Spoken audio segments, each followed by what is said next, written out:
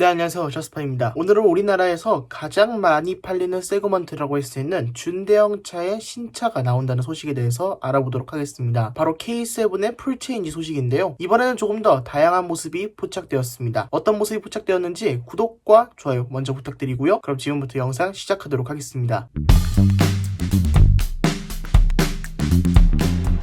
일단 지난번에 올려드린 K7 영상이 조회수가 어느새 5만 회를 넘었습니다. 거기서도 굉장히 많이 나온 의견들이 있죠. K7 디자인 좀 걱정된다, 이런 여러가지 의견이 있었습니다. 사실 K7이 지금도 인기가 없는 차량이 아니잖아요. K7 프리미어 이렇게까지 인기가 많은 차량입니다. 이렇게 세대가 연달아서 있는 모습까지 커뮤니티에서 올라올 정도로 사실 어마어마한 인기를 보여주는 차량이죠. 그랜저에 묻혀서 살짝 좀 덜하긴 합니다만 전 세계적으로 죽어가고 있는 세단 시장에서 달에 5,000대 정도 판다는 것도 정말 어마어마한 판매량이라고 생각됩니다. 그런 K7이 벌써 풀체인지를 한다고 하는데 역시 좀 걱정되는 부분이 있습니다. 사실 이때까지는 기아 디자인, 믿고 보는 기아 디자인이었거든요. 기아 자동차라면 디자인에서 실패하지 않는다는 어떤 믿음이 있기 때문에 이번 K7은 상당히 걱정되는 차량 중 하나입니다. 전면부가 그릴이 어마어마하게 큽니다. BMW는 이번에 신차를 발표하면서 세로로 길어진 그릴을 발표했죠. 그런데 K7은 가로로 엄청 길어진 모습입니다. 일단은 헤드램프 프로젝션이랑 그릴이 끝나는 부분이랑 거의 맞닿아 있는 수준입니다. 그래서 별 차이 없을 수준으로 헤드램프가 굉장히 작고 그릴이 어마어마하게 큰 것을 볼 수 있죠. 일단은 K7이 한 차례 페이스리프트를 하면서 그릴을 키웠는데 거기서 또 어마어마하게 그릴을 더 키우겠다는 것으로 보입니다. 이렇게까지 그릴을 키울 이유가 뭘까요? 그리고 저 호라이코 그릴도 이제 전기차로 바뀌게 되면 사실상 못 쓰게 될 거거든요. 그래서 램프를 통해서 아이덴티티를 구축하고 있던 아우디라든지 BMW가 굉장히 전기차 시대에 잘 맞는 아이덴티티다 이렇게 여겨지는 차량인데 저렇게 그릴을 키우면 전기차로 갔을 때 어떻게 저 패밀리룩을 유지할지 이런 부분이 살짝 걱정되긴 합니다. 그리고 헤드램프랑 그릴이 만나는 타입도 아닐 것으로 예상됩니다. 헤드램프보다 그릴이 훨씬 더 앞으로 튀어나와 있어서 두 개가 이렇게 만나기도 힘들 것 같다 이런 생각이 들고요. 그랜저처럼 하단부 범퍼에는 아무런 조명이 없습니다. 그냥 조명 없이 저렇게 민숭민숭하고요. 그냥 하단부 에어 인테이크 부분과 저렇게 라이트 밑에 약간의 무늬를 놔두어서 조금은 밋밋함을 달래는 모습을 볼 수 있습니다. 그리고 레이더 같은 경우에는 현재 K7은 상당히 잘 숨겨놨잖아요. 현재 K7은 지금 보시면 레이더가 있는지 없는지조차 잘 보이지 않죠. 이게 레이더가 있는 거야 하고 확대해보면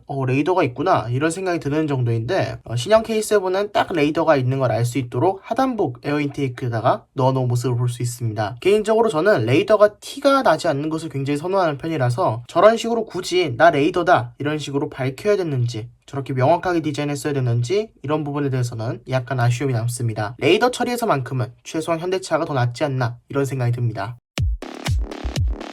네, 그리고 후면부를 보면요, 후면부는 이런 모습입니다. 계속 테스트 램프만 끼고 있다가 이제야 정식 LED 램프를 끼운 모습인데요. 이런 거 보면 K7 풀체인지의 출시도 얼마 남지 않았다 이런 생각이 듭니다. LED 테일 램프가 일단은 위장막을 뚫고 나오진 못해서 어떤 모습인지 정확하게 파악하기는 힘듭니다. 좌우가 연결되어 있는 타입인지 아니면 좌우가 분리되어 있는 타입인지 이 부분은 정확하게 파악하기 힘든데 현재 나오고 있는 기아차의 디자인을 살펴보면 아마도 K7은 연결될 것 같습니다. 이전에 있었던 K7처럼 점선 테일램프 그건 아닐 것 같고요. 그냥 일자로 실선으로 쭉 이어질 것 같다 이런 생각이 듭니다. 그리고 이 블로그를 쓰신 분이 해주신 말씀이 있는데요. 저기에 LED 깜빡이가 들어간다고 합니다. 와, 그랜저는 페이스리프트 하면서 넣어줬는데 K7은 풀체인지 하면서 넣어준다니 진짜 황당하고 이런 게 서자인 아닌가 조금 당황스럽긴 하죠. 그런데 K7에 더 좋은 기능이 들어간다고 합니다. 아니 정확히 말씀드리자면 준대형 차에서는 더 좋은 기능인지 나쁜 기능인지 모르겠어요. 시퀀설 방향지시 등이 들어간다고 합니다. 시퀀셜 타입 방향지시 등이 뭐냐면 스팅어나 K9에서 보셨던 물 흐르듯이 흐르는 깜빡이를 의미합니다. 그런 깜빡이가 주르륵 흐르면서 내가 갈 방향을 명확하게 짚어준다는 거죠. 사실 준대형 차라면 약간 중후한 이미지가 있기 때문에 이때까지는 시도하지 않았던 부분인데 조금 더 파격적으로 시도하고 있는 모습이 눈에 띕니다. 이번 K7에서 이런 게 반응이 좋다면 다음 세대 그랜저까지도 이런 방향 지시 등을 넣어줄 수 있겠죠. 선호하시는 분도 계실 것 같고 싫어하시는 분도 계실 것 같은데 현대기아차의 시퀀설 방향 지시 등은 전부 다 켜고 끌 수가 있습니다. 설정에서 조절이 가능하기 때문에 너무 날티다 보인다, 조금 좀 중후한 이미지랑은 안 맞는 것 같다, 이런 분들께서는 설정에서 끄고 타시면 되니까 걱정할 필요 없어 보입니다. 그리고 하단부에는 머플러가 있는 부분인데요, 하단부 머플러가 진짜 뚫려있는 타입으로 다시 바뀌는 것으로 보입니다. 이제 K7이 페이스리프트를 하면서 가짜 머플러를 탑재했을 때는 위장막 커버가 머플러까지 다 덮고 있었는데 이제는 머플러 부분을 저렇게 뚫어놓은 것을 볼 수 있죠. 저런 걸 봐서는 K7은 아마도 진짜 머플러가 들어가지 않을까 하는 생각이 듭니다.